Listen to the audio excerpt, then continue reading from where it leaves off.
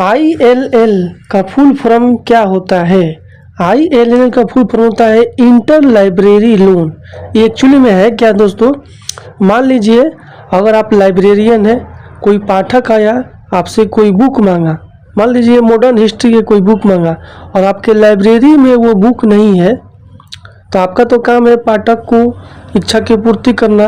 तो आप बगल के किसी दूसरे कॉलेज के लाइब्रेरी में वहाँ से आप मांग लीजिए बुक, मॉडर्न हिस्ट्री का बुक मांग लीजिए और पाठक को दे दीजिए। तो आप उस यूनिवर्सिटी के या उस कॉलेज के जहाँ से भी आप बुक मांगे हैं, तो ये आप उससे तो आप उधार लिए, ये टाइप का लोन हुआ। तो यही है इंटर लाइब्रेरी लोन, शॉर्टकट में बोलता है ILL। ठीक है, इंटर लाइब्रेरी लोन। और ये पुस्तकालय विज्ञान के जो सेकंड लॉ है, हर एक पाठक को उसकी पुस्तक मिले, उसी को ये फॉलो करता है। तो अगर आपसे पूछे क्वेश्चन, इसमें कोई क्वेश्चन बना सकता है कि ILL का पुस्तकालय विज्ञान के किस सूत्र से संबंध है, तो सेकंड सूत्र से संबंध है, हर एक पाठक को उसकी पुस्तक मिले। एक होता है संसाधन सहभागिता, इसमें भी आपको वही किया जाता है। मान लीजिए आपके लाइब्रेरी में कोई संसाधन नहीं है, तो आप दूसरे लाइब्रेरी से उस संसाधन को मांग सकते हैं, वही होता है संसाधन सहभागिता, लाइब्रेरी कोऑपरेशन। आई थिंक आप समझ गए होंगे। नेक्स्ट है CCF का फुल फॉर्म क्या होता है? तो CCF का फुल फॉर्म होता है कॉमन कम्युनिकेशन फॉर्मेट। ये CCF का फुल फॉर्म होता है। ये दोस्तों प्रीवियस ईयर क्वेश्चन है, सब बन के आ चुका है। CCF को किसने बनाया था? तो CCF को यूनेस्को यानी united national educational scientific cultural organisation, UNESCO, ठीक है, 1945 में स्थापना किया गया था। पेरिस में इसकी मुख्यालय यूनेस्को का, इस बात को याद रखिएगा। यूनेस्को ने CCF को कब बनाया था? तो 1978 में यानी 1978 में यूनेस्को ने CCF को बनाया था। और जनरल इंफॉर्मेशन प्रोग्राम PGI, कई बार एग्जाम में PGI का फुल फॉर्म पूछ देता है कि PGI किसका प्रोग्राम है, तो यूनेस्को का प्रोग्राम है। PGI का फुल फॉर्म क्या होता है? तो general information programme. PGI programme के तहत किसको बनाया गया था? CCF का फुल फॉर्म क्या होता है? Common communication format. इस बात को आप याद रखिएगा। CCF का अब तक कुल कितने संस्करण आ चुका है? तो CCF का अब तक कुल 3 संस्करण आ चुका है। तो पहला जो एडिशन आया था इसका 1984 में आया था, दूसरा एडिशन आया था 1988, थर्ड एडिशन आया था 1992। इस समय CCF का 3 एडिशन आ चुका है। CCF का रिकॉर्ड में होता है अभिलेख, स्ट्रक्चर किसके अनुरूप है? तो ISO इंटरनेशनल ऑर्गेनाइजेशन स्टैंडर्ड 2709, इसी के अनुरूप जो CCF का रिकॉर्ड स्ट्रक्चर है वो काम करता है। CCF का थर्ड एडिशन को कितने भागों में प्रकाशित किया गया है? तो CCF का जो थर्ड एडिशन है उसको 2 भाग में प्रकाशित किया गया है। पहला है CCF B for bibliographic data, CCF F for factual data. इस तरह क्वेश्चन आता है दोस्तों बन के ये।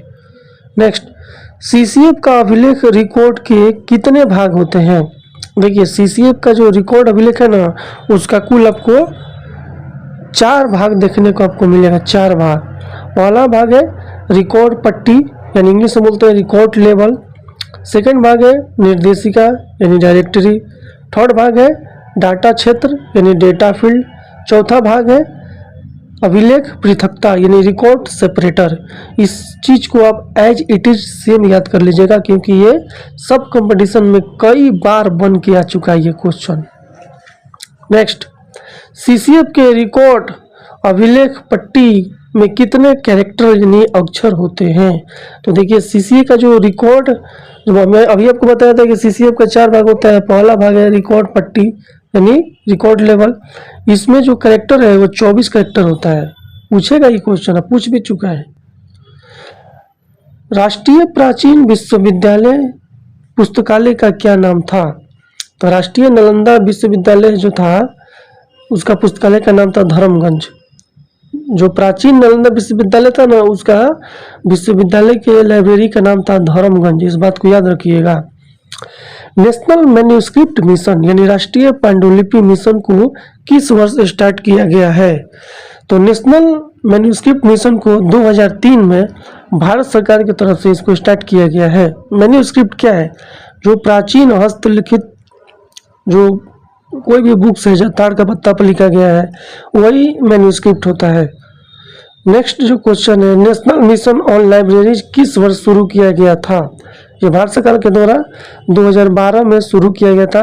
NML क्वेश्चन पूछेगा। NML का फुल फॉर्म क्या होता है? National mission on libraries. कब शुरू किया गया था? 2012 में शुरू किया गया था। किसने शुरू किया था? गवर्नमेंट ऑफ इंडिया ने शुरू किया था। दोस्तों वीडियो को लाइक किया कीजिए। और आपका जो बिलिस का मौलाना मौजूद का एग्जाम जो है वो 20 अप्रैल से। इन भी व्यक्तियों को गाइड मेरे से आप नहीं लिए हैं तो ले लीजिए, क्योंकि उसी में से सारा एग्जाम में आता है। प्रीवियस ईयर जो भी एग्जाम हुआ है सब उसी गाइड में से आया हुआ है, जान लीजिए। आप जिसको भी जो असाइनमेंट चाहिए या प्रोजेक्ट चाहिए बना बनाया, वो भी आप मेरे से बना बनाया प्रोजेक्ट असाइनमेंट घर बैठे ले सकते हैं।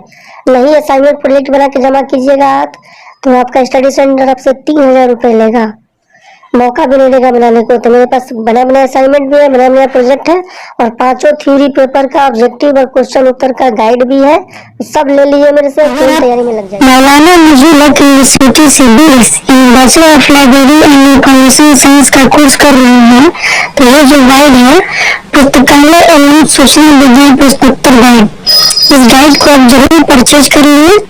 ये गाइड जो है वही जो विद्यालय द्वारा जो बेसिस का जो थ्योरी का जो 5 पेपर है उन 5 पेपर के लिए बनाया गया है। इस गाइड में आपको ऑब्जेक्टिव और सब्जेक्टिव यानी क्वेश्चन उत्तर दोनों मिलता है। ये एक ई बुक गाइड है। इस गाइड को लेने के लिए आप ये जो नंबर देख रहे हैं 7079297574 पे आप कॉल करके इस ई बुक गाइड को बहुत ही मिनिमम प्राइस पर मेरे से ले सकते हैं। इससे बाहर आपको एक भी क्वेश्चन एग्जाम देखने को नहीं मिलेगा। अगर आपको BLIS यानी bachelor of library and information science exam का question banking previous year paper चाहिए मौलाना मजूल हक यूनिवर्सिटी के BLIS एग्जाम का, तो आपको मिल जाएगा क्वेश्चन बैंक। देखिए ये जो क्वेश्चन बैंक है इसमें पिछले कई सालों के जो BLIS के एग्जाम होता है उसका हूबहू एकदम सेम हूबहू क्वेश्चन पेपर है। इस क्वेश्चन बैंक यानी प्रीवियस ईयर पेपर को आप लेने के लिए ये जो आप नंबर देख रहे हैं 7079297574, इस पर आप कॉल करके घर बैठे क्वेश्चन बैंक को ले सकते हैं। बिहार लाइब्रेरियन कंपटीशन एग्जाम या EMRS यानी एकलव्य मॉडल रेजिडेंशियल स्कूल या केंद्रीय विद्यालय या नवोदय विद्यालय या किसी भी लाइब्रेरी साइंस से संबंधित कंपटीशन एग्जाम की तैयारी कर रहे हैं तो ये जो बुक है लाइब्रेरियन कंपटीशन एग्जाम नोट्स, इस बुक को ले लीजिए। इससे आपका सारा काम हो जाएगा। इस बुक को लेने के लिए आप ये जो नंबर देख रहे हैं घर बैठे लेने के लिए 7079297574, इस पर आप कॉल करके घर बैठे इस बुक को मंगा सकते हैं बिल्कुल लो प्राइस।